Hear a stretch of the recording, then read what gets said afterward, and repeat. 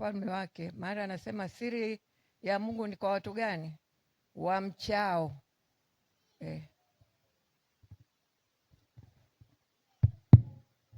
Kwa hiyo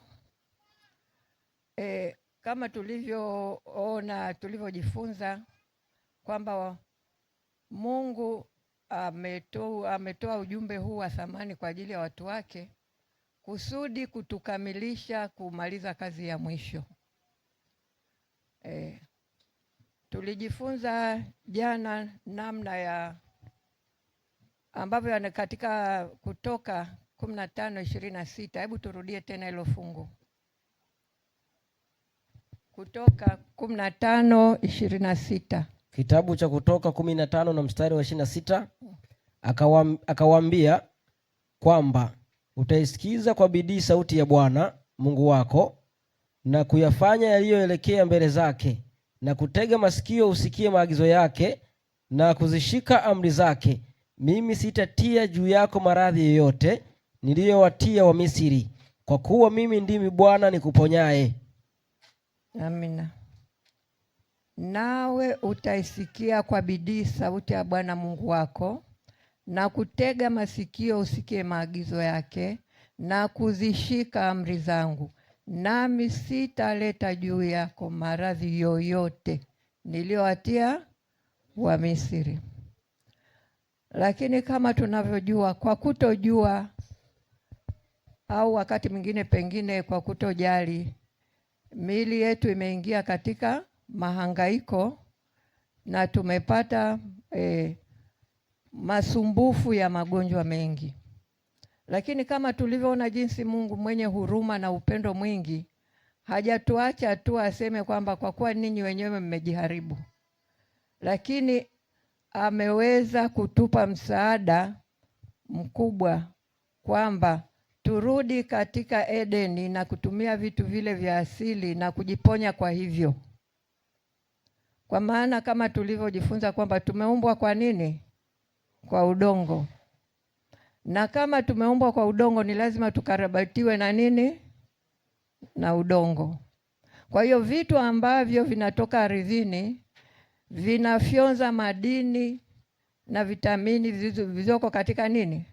Ubongo ambao unakarabati huu mwili. Kwa hiyo katika kumtegemea Mungu na kusikiliza kwa bidii sauti yake, hakuna ugonjwa hauponi. Lakini kama vile ambavyo tusikilize kwa bidii sauti ya Bwana Mungu wako. Anasema pale katika Isaya 55, nisikilizeni kwa bidii mle kilicho chema. Kwa hiyo tukaona pia kwamba mazoezi, mwanga wa jua, hewa safi, maji ya kutosha, kumtegemea uwezo wa nani? Ni dawa ambazo zinatosheleza kabisa kumfanya mwanadamu aweze kuishi kwa afya. Na leo nilikuwa nimepanga tuangalie ugonjwa fulani ambao tunaweza tukajua kwamba tunawezaje kutibu kwa vyakula. Na tulijifunza jana kwamba usipokubali kula chakula kikawa dawa yako, utakula dawa kama chakula. Kwa hiyo leo tutaangalia kupooza, paralysis.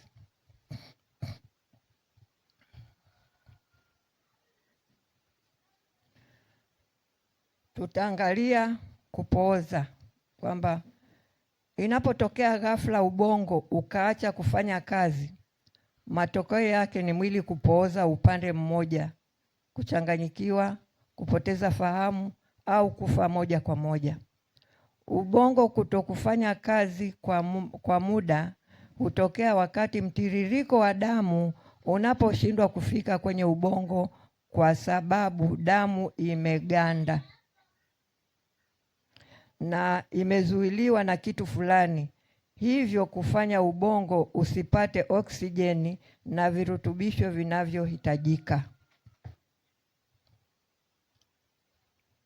Imeeleweka hapo? Kwa hiyo Kupasuka kwa mishipa ya damu ndani ya kichwa na damu kuvujia kwenye ubongo kunaweza kuleta shinikizo la kuathiri chembe za ubongo, kufanya ubongo usifanye kazi. Dalili za kupooza kwa mwili huanza kwa kusikia ghafla mwili wote kupungua hisia upande mmoja wa mwili, kupoteza uwezo wa kuona vizuri, kushindwa kutamka maneno, kuchanganyikiwa na kujihisi kama kama utu wako umepungua. Dalili hizi zinaweza kuwa mbaya zaidi kadri muda unavyozidi kuendelea. Sababu kubwa zinazoleteleza kupooza upande mmoja ni shinikizo la juu la damu, kiwango cha juu cha cholesterol, lehemu, cholesterol, kuvuta sigara, kisukari, kuvuja damu ndani ya ubongo kwa sababu ya ajali au matatizo ya moyo. Kwa hiyo Mungu kwa huruma zake ametuelekeza kwamba tunaweza kufanya nini katika jambo kama hili.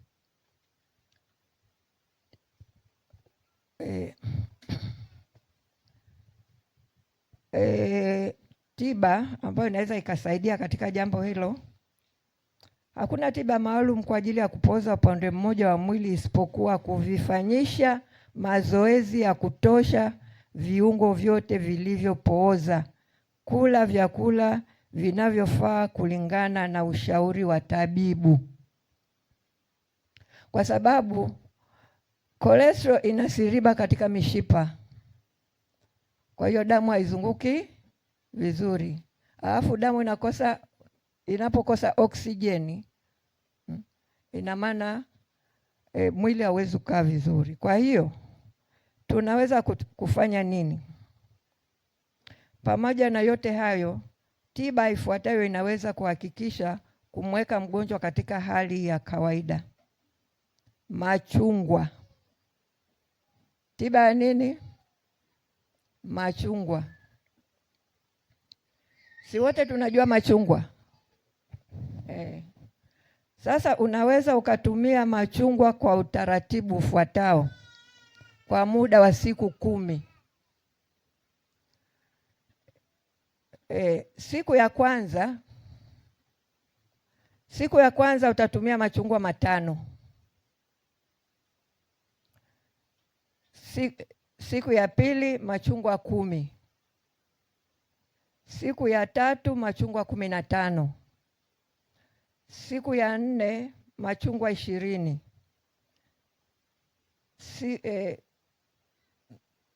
Na siku ya 5 machungwa 25. Na siku ya 6 machungwa 25 tena. Na siku ya 7 machungwa 20. Na siku ya 8 machungwa 15. Na siku ya 9 machungwa 10. Na siku ya 10 machungwa 5. Kwa maana kwa muda wa siku 10 hizo utakuwa umetumia machungwa 150. Machungwa hayo 150 utakapoyatumia kwa hizo siku 10, kwanza yatakuwa yametengeneza mfumo wako, yani immune system itakuwa imetengenezeka, na mafuta yale yatakuwa yameondolewa. Alafu pia vitamini na madini mbalimbali yatakuwa yamerejeshwa. Una swali mpaka hapo?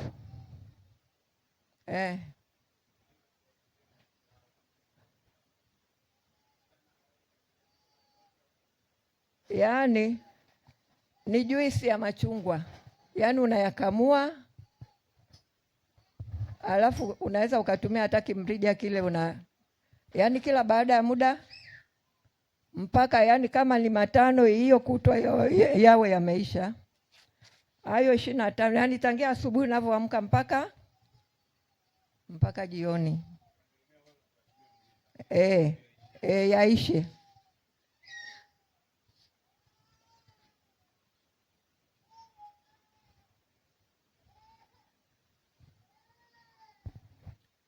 Asante.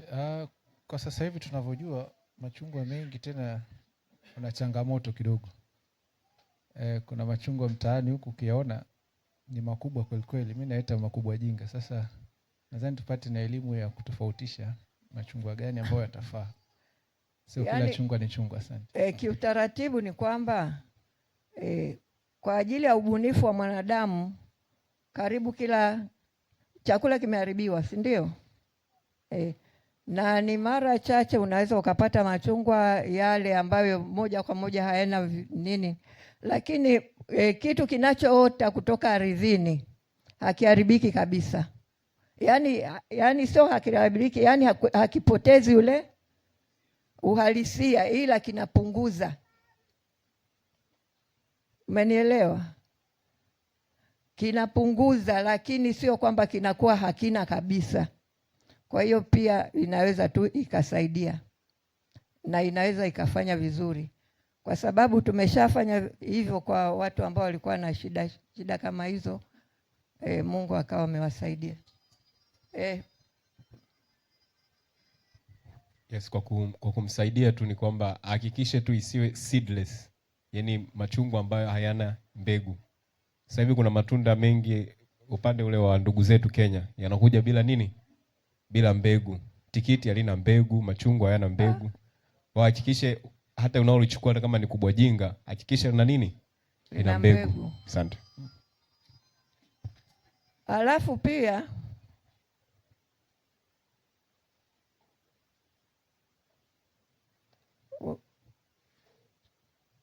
unapotumia hayo machungwa ikiwezekana yani yawe fresh, hayajakaa sana kwa muda mrefu mpaka akapoteza ubora. Kuna wale ambao kule Tanga wanalima machungwa, nadhani hiyo tiba itakuwa ni rahisi sana kwenu. Lakini kama hivyo tunatakiwa pia wakati huo tunarejea Eden ili tupone haraka, si ndio?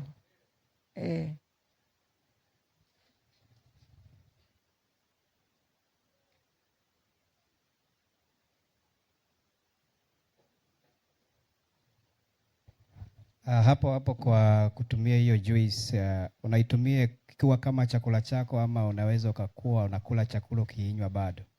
Hapa unakula tuna chakula. Asante.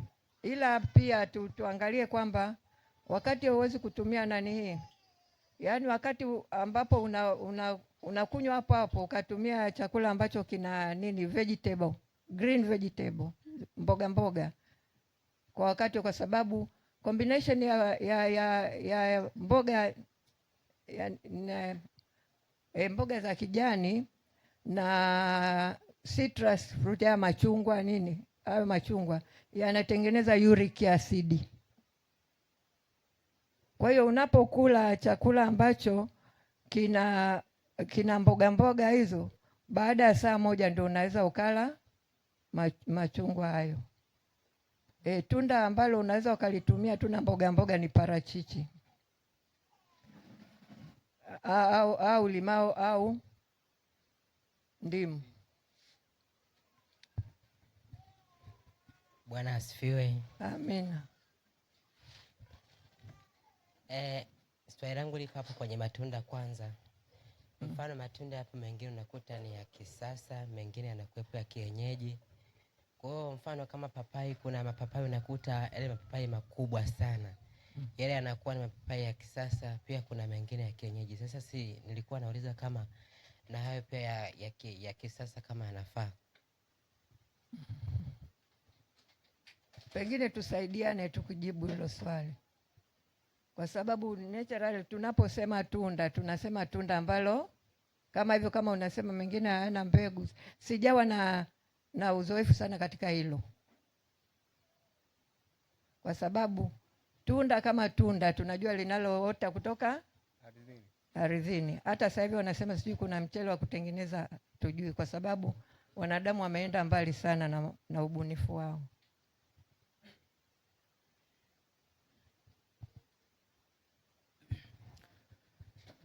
Labda katika kumsaidia kumjibu, hayo matunda au machungwa au matunda ambayo kwa mfano kama zamani tulikuwa hatuna hizi tango, zilikuwa yale matango pori. Hata matikiti ambayo sasa hivi yapo sio kama yale ambayo yalikuwepo zamani. Kwa hiyo ni modifications zinafanyika. Kwa mfano kama umesema embe ile, unakuta labda umetula nini? Papai. Mapapai madogo. Lakini unakuta papai kubwa kama tikiti. Sasa ile inatokana na nini? Ile umefanya genetic to modification.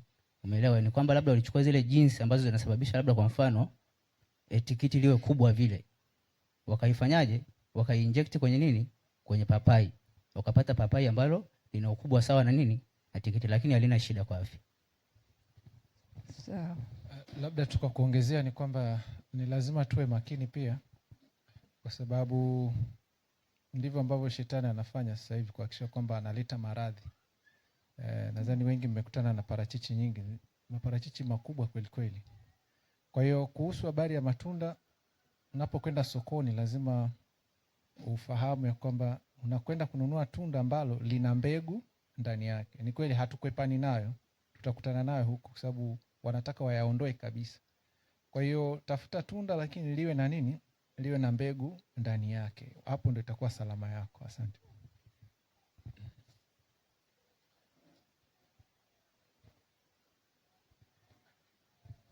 Bwana Yesu asifiwe. Ninaitwa Joseph Morris Kato. Ni miongoni mwa wahudumu wa Medical Missionary. Kuna kitu ambacho nilikuwa namsihi mwalimu atusaidie, kwa sababu sisi kama watengenezaji, kwanza kuugua paralyzing ni aibu.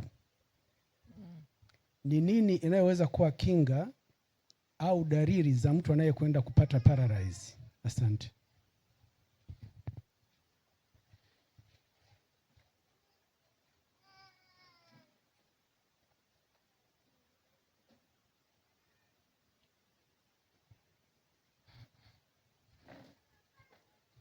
Asante. Nilikuwa na nyongeza fupi tu ya kwamba masomo haya yanapotolewa ni kwa ajili ya kutusaidia sisi na familia zetu, lakini na kuwasaidia wale tunaowapelekea nini? Injili. Kwa hiyo itukuze zaidi pia kwa ajili ya kusaidia watu wengine wa nje.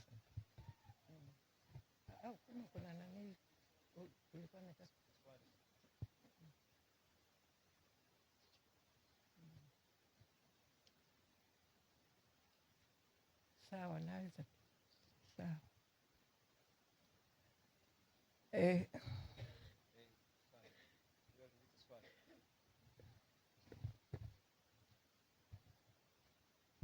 Bwana Yesu asifiwe.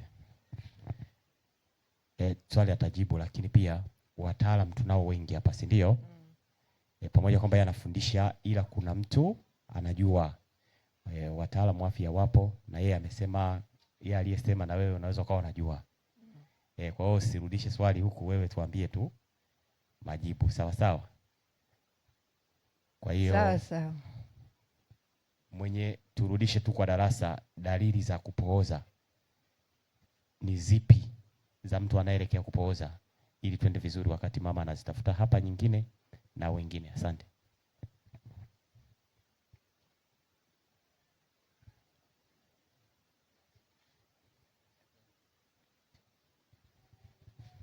Asante. Kupooza kunategemea.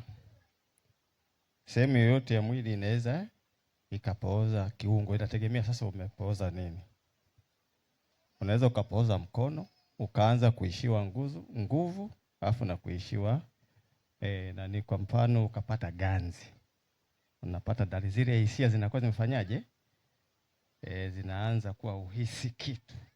Hata unaweza kukanyaga moto unakuwa uhisi kitu. Sasa inategemeana ni sehemu gani. Unajua, kwa mfano ukichukua mfumo wa ubongo jinsi ulivyo, kwa sababu umeanzia kichwani umeteremka mpaka kwenye uti wa nini?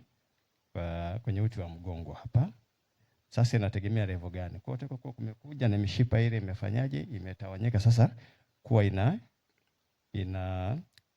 inafanya kazi katika sehemu tofauti tofauti.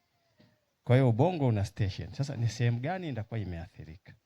Sehemu gani ya ubongo inakuwa imeathirika? Ila kwa sasa hivi mama ameongelea kuna ile tatizo la kupata wanaita stroke, ule mshtuko.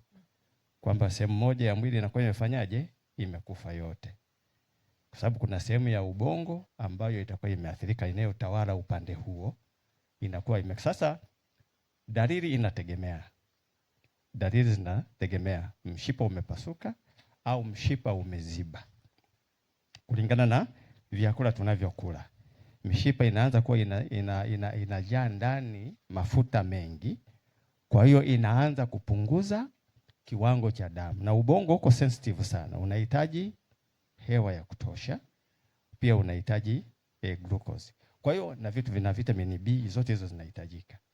Sasa damu inapoanza kupungua, tayari ubongo unapata changamoto kwa haraka. Sasa ile changamoto inategemea ni sehemu gani, ni mfumo gani. Kuna nyingine ukipata, kwa mfano ukipata sehemu ya damu inayokwenda kwenye station inayotawala mfumo wa kupumua na kuhakikisha kama moyo unafanya kazi, pale immediately utakufa mara moja. Huwa upone, ukipoteza fahamu yani huwa haurudi.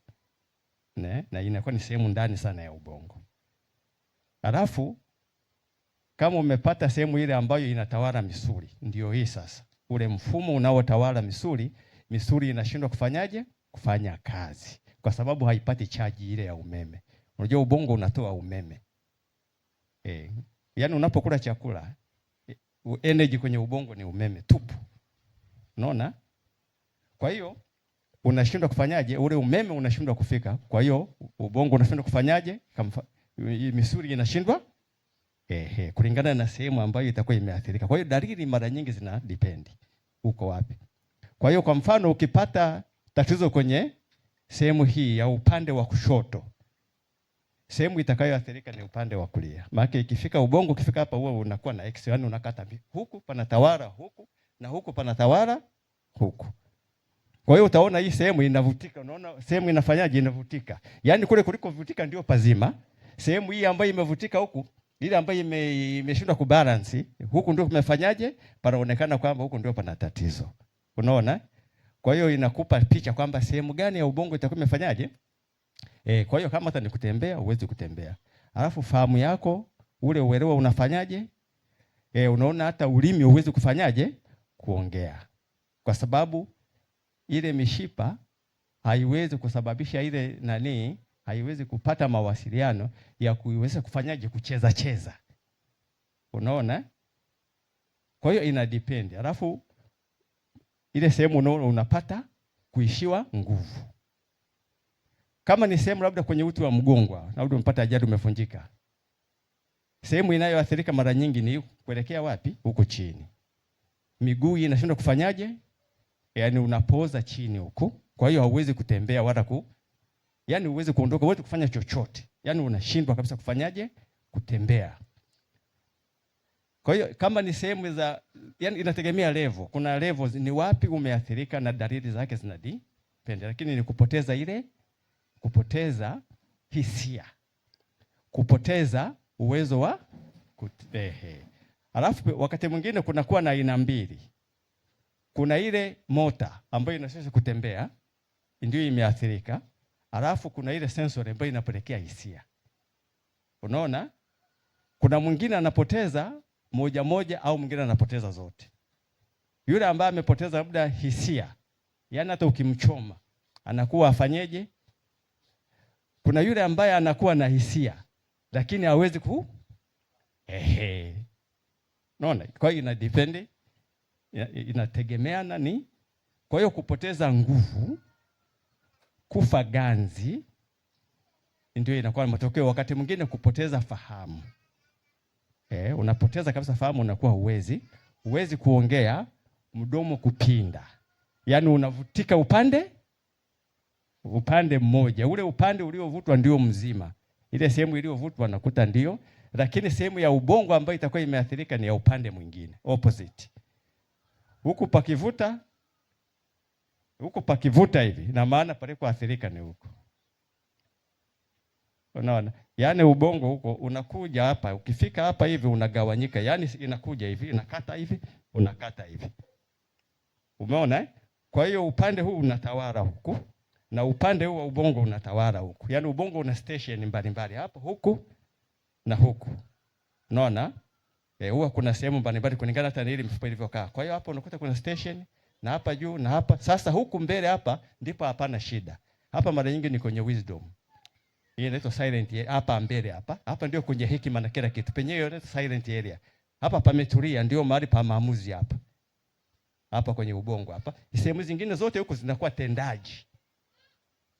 Huko hivyo panakuwa na utendaji. Unafunga viatu, unafanyaje? Kuna sehemu hapa zinafanya. Kuna motor area, kuna sensory area. Sehemu ya nyuma hapa kwenye kisogo nyuma hapa ndio kuna medulla oblongata. Hapa hii medulla oblongata ndio inashughulikia moyo na kupumua. Kwa hiyo ina maana mtu ukimpiga hapa unamuua mara moja. Unaona? Na ndio sababu hata wanaojinyonga akijiwekea kitanzi. Hapa hivi kuna sehemu imeingia. So unaona kichwa kinazunguka namna hii. Kuna kitu kama glory hapa inaingilia na hivi. Inakuwa ni cycle. Kwa hiyo hata mtu anakijinyonga, yani akijiachia huwa nani ile mfupa huko hapa unaingia ndani, unakata unachoma ubongo. Kwa hiyo anakufa. Kwa hiyo ukitaka kujua unapasua hapa nyuma tu unajua. Kwa hiyo inategemea na dalili hizi zinategemea ni mahara gani. Na hii tuchukue tahadhari sana. Hili somo juu ya ulaji sensitive sana. Ukijua mwili wako jinsi ulivyoumbwa, ubongo unafanya kazi kwa njia ya ajabu sana. Kwa mfano zile hisia, si unaona ukigusa moto ni kurudi mara moja unanyanyua, si ndio? Anasema kwa sekunde kwa sekunde ile kasi ya umeme inayotoka kwenda kuchukua na kuli inakimbia mita 120 kwa sekunde. Amen. Yaani ni kaka, yaani mara moja imefika imesharudisha kwamba nyanyua huo mguu, kuna hatari. Kwa hiyo ni kitu cha ajabu, ni maajabu makubwa na ubongo hujaeleweka vizuri. Kwa hiyo ndio hivyo jamani. Kwa hiyo inategemea wapi unaanza kusikia ganzi. Kuna mwingine inakuwa ni pole pole. Ile ganzi linakuwa la nini? Ganzi linakuwa la pole pole kulingana na muda mrefu. Inachukua pole pole hatima yake inakuja kuleta matokeo ya nini? Hayo ya kupooza. Mwili unaishiwa kabisa nguvu. Labda jamani, labda kuna kipata muda tutawafundisha zaidi. Asante. Amen.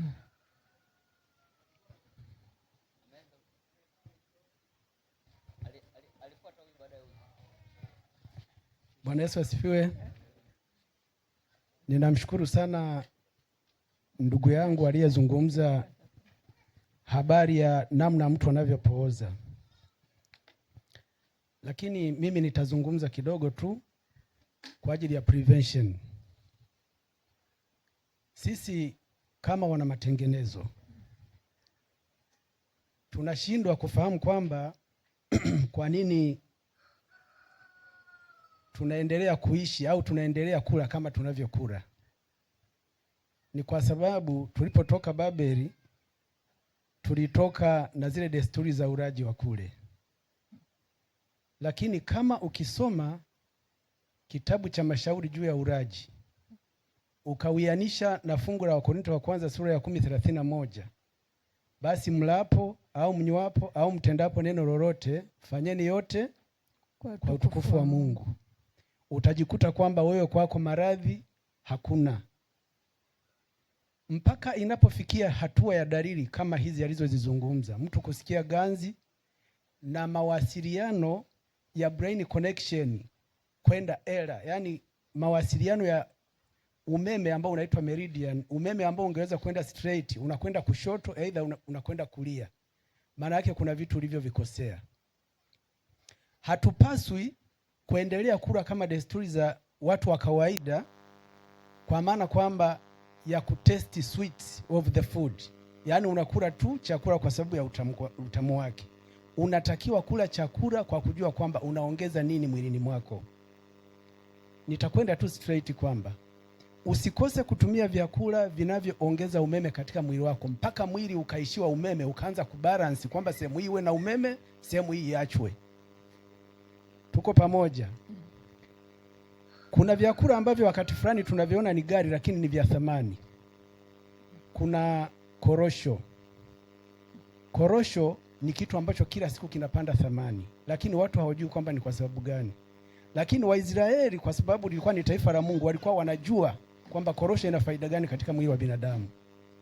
Unapokula korosho, korosho inakwenda kuzalisha meridian kwenye ubongo. Kuna kitu kingine ambacho tunakipoteza sana. Tunapoyaona malimau yamezagaa, hatujui faida yake. Hebu jaribu kufanya testi hii. Chukua spoko ya kawaida ile ya baisikeli, chukua malimau 5 au 10, halafu chukua USB hii ya kuchajia, chomeka pale kwenye zile limau, halafu weka kwenye simu yako, utaiona inachajiwa. Tuko pamoja?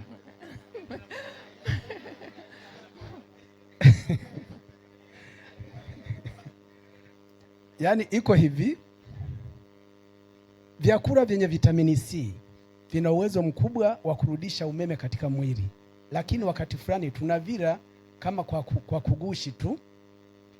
Hata watu wa mataifa hili wanalijua. Watu wanaokwenda kwenye nyama choma na kwenye kasino na kwenye supu lazima waombe limau, kwa sababu hiyo wanafahamu kwamba inakwenda kuyeyusha mafuta. Hizi cholesterol tunazozizungumza ambazo zinajisiriba katika mishipa na kusababisha kukatiza mawasiliano ya umeme ni kwa sababu limau tunaitumia kama kwa ajali.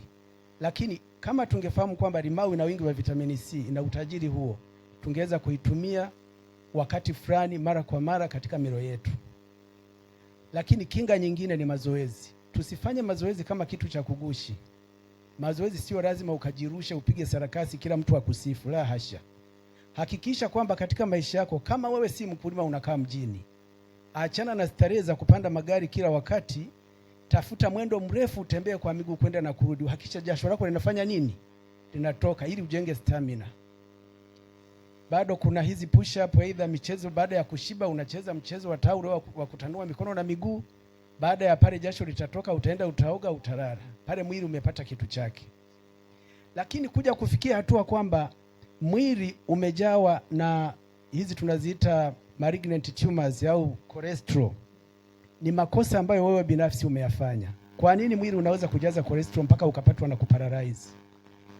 Ni kwa sababu watu wengi tunapenda sana kula vyakula hata vyenye mafuta ya kawaida. Kwa mfano, usisahau kwamba hata unapokula dona, mahindi yenyewe yana mafuta. Unapokula nazi ina mafuta. Unapokula karanga zina mafuta. Unapochukua ile mafuta ya kupikia, nayo pia yana mafuta. Hata mchicha una mafuta. Sasa ni kitu gani ambacho kinakufanya wewe wakati mwingine ujikute unapatwa na kuparalyze wakati wewe ni mtengenezaji? Ni kwamba watengenezaji walio wengi hawajisikii au ni aibu kwenda kupanga foreni kwenda kununua vidonge kwenye hospitali. Isipokuwa vidonge vyetu ni nini? Zipo aina fulani za vyakula ambavyo tungezitengeneza, tungeweza kuongeza uwezo wa miili yetu kuwa na kinga ya kutokupoteza umeme hata kupelekea kuparalyze. Kwa mfano tunaifahamu soya. Soya ina wingi sana wa vitu ambavyo vinaweza vikatengeneza umeme. Kuna ngano isiyokobolewa. Ukichukua ile ngano, ukachukua ile gunia la safeti, ukalipasua katikati. Ukaichukua ile ngano, ukailaza pale, ukaimwaga pale kama ni kilo 1 au kilo 2, ukainyunyizia maji, lile gunia la juu yake ukalilowesha, ile itakuja itaota, utaona inaleta mizizi mieupe. Iache kabisa ile mizizi ijijenge vizuri. Basi kama una familia, una uwezo wa kuwa unachukua kisu, unakata kidogo, unaitafuna hivyo hivyo ikiwa mbichi. Kitu itakachokuwa imekitengeneza ni kitu kikubwa mno, kwa sababu katika mishipa ya mwanadamu kuna kitu kinaitwa malignant tumors. Sisi binadamu, seli zetu tulizoumbwa nazo huwa zina guarantee ya kuishi. Kama unavyoziona kucha za mwili namna hii, ni kwamba ubongo umepewa limit, kwamba seli ya ubongo itakapoishi baada ya siku kadhaa inachakaa, lakini inatakiwa kuacha kumbukumbu. Sasa wewe kama hautumii vyakula vinavyoweza kutengeneza uwezo wa seli kujijenga na kupokea ripoti kwa seli inayokwenda kuchakaa, maana yake ile seli inapokwenda kuchakaa inapoteza na kumbukumbu zako. Kuna mkuta mtu anasema ninaombeni mnipe dawa ya kuacha kusahau. Wakati vyakula wewe mwenyewe unashindwa kuvichukua. Kila siku nakula wali na maharage peke yake. Ni kweli maharage yanajenga mwili, lakini wali uliokobolewa hauwezi kutosheleza kuweza kuirudisha ile kitu ambayo ungeweza kuitumia wewe mwenyewe kwa kutumia vyakula. Kuna kitu kingine kinaitwa ulezi. Ulezi ni vitu vidogo vidogo vinavyoonekana, lakini ukiotesha ulezi pia, ukaotesha hiyo ngano, ukaotesha yale mahindi ambayo yana njano, tunaita yellow corns, ukachukua pamoja na mtama, vyote vile vikaoteshwa, kisha ukavianika. Unaviotesha ndani, kisha unavianika kidogo, lakini unahakisha kwamba vimekaukia kivulini. Halafu unasaga. Ukishamaliza kusaga, miongoni mwa vitu ambavyo tungependelea ni ule uji wake. Haupikiwi kwenye jiko, isipokuwa unachemsha maji, halafu unachukua ule unga unakoroga. Basi ukawa unaipa familia. Hata siku moja hakuna mtu katika familia yenu atakayeugua paralyze, kwa sababu tayari mwili una umeme wa kujitosheleza kutokana na hivi vyakula ulivyovitumia. Na kitu kingine kikubwa ni kwamba tunapokuwa tunatumia vyakula vya mafuta, si dhambi kutumia mafuta, lakini tuwe na kiasi. Maana hata ukisoma kwenye COL, hicho kitabu cha mashauri juu ya vyakula, anakuambia kwamba nabii mwenyewe ametoa kadirio kwamba unapokula karanga usile kupita kiwango. Yani kula mwisho kiwango cha kiganja cha nini? Cha mkono. Sasa wewe unaweka pale kitunga kimejaa, unaanza kujishindilia karanga. Ni kweli karanga ina vitamini, lakini utakuwa unajisababisha wewe mwenyewe nini? Matatizo. Nadhani tukomee hapo kwa ajili ya kuokoa muda. Amen.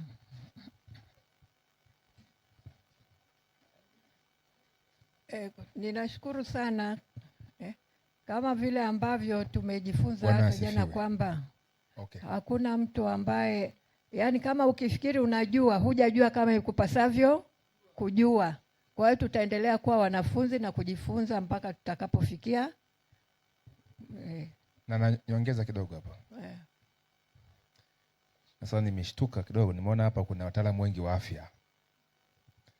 Labda tu nichukue fursa hii, yani wale ambao ni kweli wanaona kabisa moyoni mwao kuna msukumo kwamba sisi tuna ufahamu kuhusu kuwasaidia watu wa Mungu katika afya. Nyosheni tu mkono. Kipawa kile ambacho mko nacho. Hata mwalimu nyoshi, si unatuzia dawa pale. Sasa mimi nafikiri sasa, kwa sababu wataalamu wanapokuwa naunganika kama vile hapa sisi ni wahubiri, kuna muda tunakaa kando, tunasema sasa hapa Bwana Deme, kuna kitu hapa kijakaa sawa, kiwekwe nini? Weke sawa sawa. Kwa mimi nashauri, nimebaki na muda mchache na tunagonjeka. Na wengi tu hapa wanasema wamenyamaza kimya tu. Lakini unaweza kukuta kuna kitu kinawasumbua na ipo kimya, naona haya. Hata mtu ana bawasiri. Mtu tuna ugonjwa gani, si ndio? Sasa hapa ningeshauri tu wataalamu muungane, mkae kidogo kitako baada ya hapa.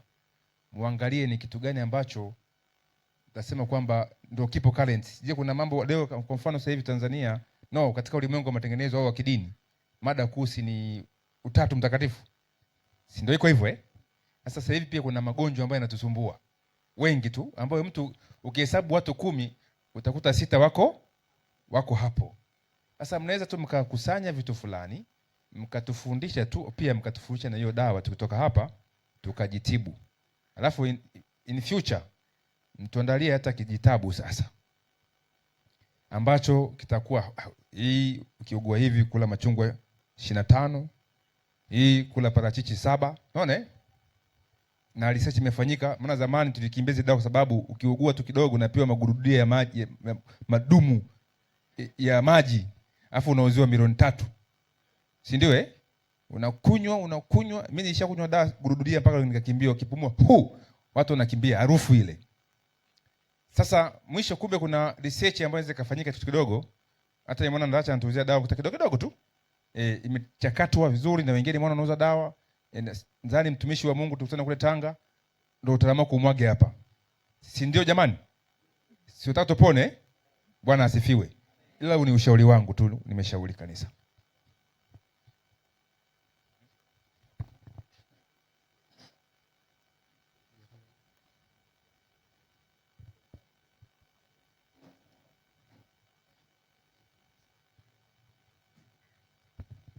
Asante. Mimi nitaka tu kuongezea kwenye aina za hizi paralysis. Zipo aina 4. Moja inategemeana na eneo ambalo limeathirika. Moja, kuna kitu kinaitwa monoplegia ambayo ni mkono mmoja, upande mmoja wa mkono unakuwa umeathirika. Lakini kuna hemiplegia ambayo ni mkono mmoja na mguu mmoja. Kwa inaweza kuwa ni mkono wa kulia na mguu wa kulia unakuwa umeathirika. Lakini kuna paraplegia ambayo ni miguu yote miwili inakuwa imeparalyze, haifanye kazi. Lakini ya mwisho ni quadriplegia au tetraplegia ambayo ni mikono yote miwili na miguu yote miwili. Kwa hiyo ni vizuri pia tukafahamu maeneo hayo. Ukiona dalili hizo ujue tayari paralysis inakutembelea. Asante.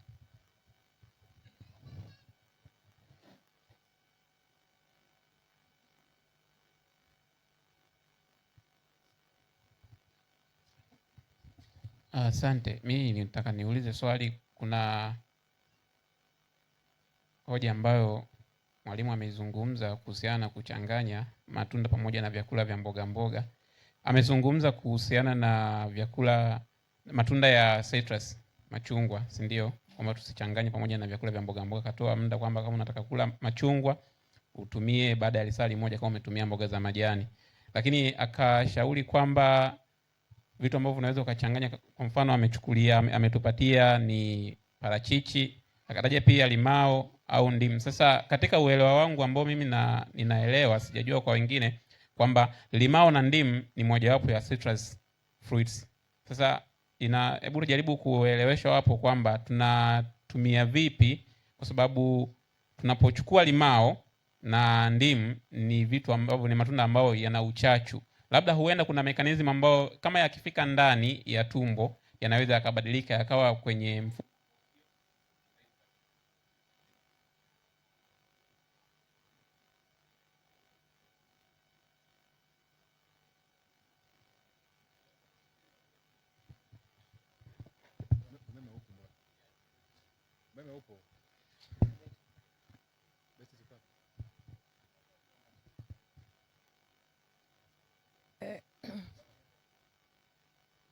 Hilo kufuatana na jinsi ambavyo mimi nimekuwa na uzoefu huu na kujifunza kuhusu tofauti ya limao na, yaani utaona yote ni citrus fruits, lakini kwa mfano limao, ndimu, chungwa, si testi zake hata ziko tofauti.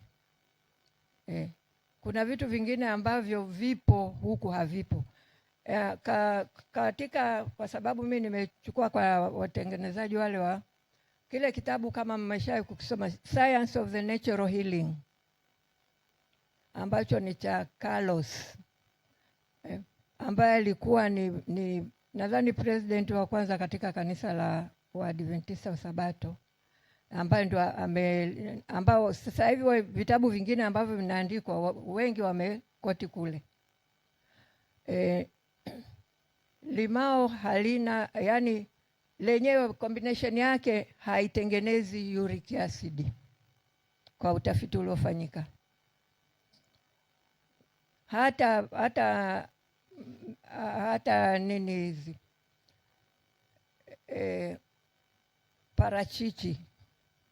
parachichi lina mafuta lakini linaondoa uric acid. Maana wengine wanasema kwamba hata parachichi lina mafuta mazito, lakini parachichi lenyewe linaondoa uric acid, yale mafuta yake, kwa sababu mwili una uwezo wa kufyonza, wa kuyeyusha mafuta hasa yanayotoka kwa mimea, tofauti na mafuta yanayotoka kwa wanyama. Kwa hiyo nimeongea hili kufuatana na uzoefu ambao nimeshaufanya kwa wagonjwa mbalimbali au kwa matumizi mbalimbali. Ila si kwamba ninajua kila kitu. Mimi mwenyewe pia ninaendelea kujifunza. Kwa hiyo unapojua kile unachokijua ni vizuri tukasaidiana. Nimefurahi sana kwa msaada ambao umeweza kupatikana kwa leo, tuendelee kusaidiana ili tuweze kuwasaidia wengine ambao hawajui, kwa sababu wanasema kwamba mtu anaweza hata kama hujui kwamba hapa katika hapa kuna shoti ya umeme, ukigusa si utadhurika. Kwa hiyo tujitahidi kwamba tujue kwanza, kila mtu ajitahidi kujua kwamba yeye ndio ambaye ana uwezo wa kufanya mwili wake uwe na nini, uwe na afya. Na ndio maana kuna kile kitabu cha Health in Your Hands, nasema kwamba hakuna ugonjwa usiotibika kwa kumwamini Mungu, ila kuna wagonjwa ambao hawatibiki. Kwa hiyo tuwe wagonjwa ambao tunatibika kwa kuisikiliza kwa bidii sauti ya nani? Ya Mungu, na kufuata maelekezo yake.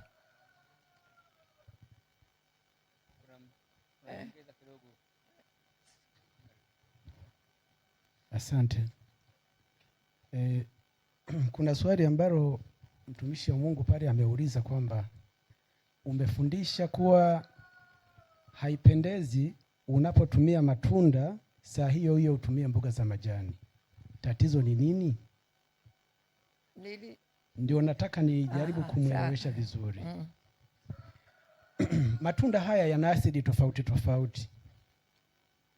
Kwa mfano unapotumia limau unatumia kitu ambacho kina citric acid.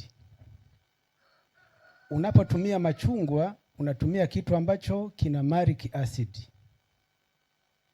Unapotumia mboga za majani zimesheheni wingi wa vitamini A pamoja na ujengaji wa mwili. Lakini vitamini A kazi yake ni kusaidia kufuta ukungu, aidha kuondoa majimaji yanayoharibu. Unajua kwenye nerves za mwanadamu kuna kitu kinaitwa neurons. Neurons ni sawa na unavozungusha kanda zile cassette. Ile mikanda huwa ina mafuta mepesi ambayo yapo tayari kwa ajili ya kunasa vitu. Lakini zile neurons zinapokuwa zimechakaa, unaweza wakati mwingine mwalimu akawa hapo mezani akawa anafundisha, lakini wewe huokoti chochote. Taifa la Israeli wakati lilipokuwa pure, hawakuweza kuandika kwenye makaratasi kama tunavyoandika. Alikuwa Musa akisimama pale akizungumza, anaweza kamaliza hata risaa. Hawaandiki, lakini baada ya pale anaweza akakopi yote mtu aliyoyazungumza. Kwa sababu mkanda wake hauna sehemu zinazostaki, kwa sababu ya uraji tunaoendeleza kwa sasa. Na ndio maana ukisoma katika Zaburi 78, Mungu alipenda wana wa Israeli wasitumie vyakula vya nyama. Kwa sababu alikuwa anataka wape mana ili ubongo wao uzidi kuwa namna gani? Uzidi kuwa safi, waweze kupokea maneno ya Mungu bila shida.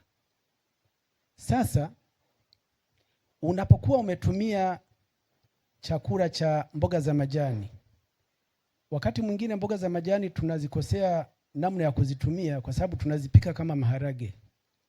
Unapopika mboga za majani hutakiwi kutumia muda mrefu na hutakiwi kuzipika bila mfuniko. Ule mvuke unaoona ukiruka ule ndio vitamini yenyewe inaondoka. Lakini unapopika pia jitahidi kupika kwa muda mchache ili madini yale yasiungue yakateketea. Sababu ni madini ya adimu sana.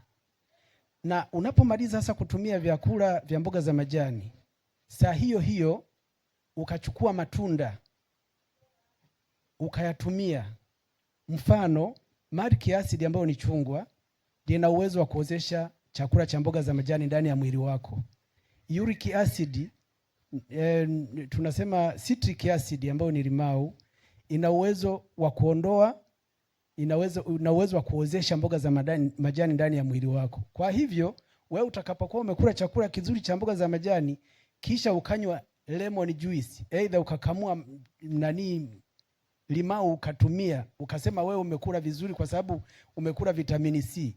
Kumbe umekwenda kuozesha zile mboga za majani, halafu ndani ya tumbo lako kunakuwa umejaza mwozo wa chakula, hata utakavyoenda haja utakuwa hujambua chochote.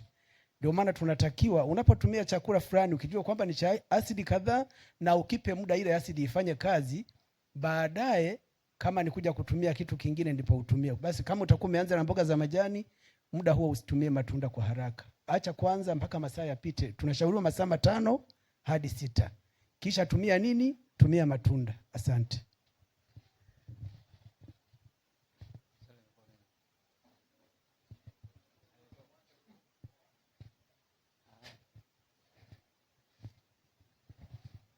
Kwa sababu tunazungumzia tatizo ambalo sasa hivi ni kubwa sana la kupooza.